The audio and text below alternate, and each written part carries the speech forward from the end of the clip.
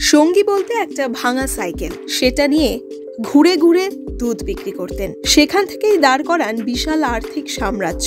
পরবর্তীকালে জড়িয়ে পড়েন ৪৫,০০০ কোটি টাকার চিট ফান্ড কেলেঙ্কারিতে। গ্রেফতার করে পুলিশ, পাঠানো হয় তিহার জেলে। ভগ্ন স্বাস্থ্যের কারণে দিল্লির একটি হাসপাতালে ভর্তি করা হয়েছিল। অবশেষে সেখানেই মৃত্যু হলো প্রাল গ্রুপের প্রতিষ্ঠাতা নির্মল সিং ভাঙুরের। সঞ্চয় প্রকল্পের নামে ৪৫,০০০ কোটি টাকা আত্মসাতের অভিযোগ রয়েছে এই পালস গ্রুপের বিরুদ্ধে। সর্বশান্ত হয়ে গিয়েছেন প্রায় ৫.৫ কোটি মানুষ।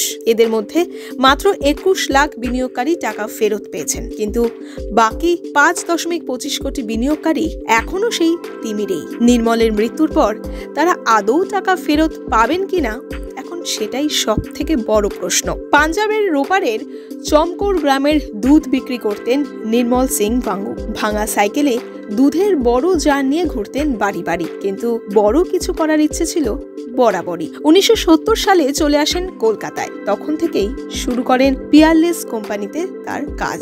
তারপর গোল্ডেন ফরেস্ট ইন্ডিয়া লিমিটেড নামের একটি কোম্পানিতেও কিছুদিন চাকরি করেন তিনি। আর এখান থেকেই আর্থিক ব্যবসা চালানোর ঘাত খোঁজ শেখেন নির্মল। প্রায় ১০ বছর বিভিন্ন কোম্পানিতে কাজ করার পর ১৯৮০ সালে নিজের কোম্পানি খোলেন নির্মল সিং ভাঙ্গু।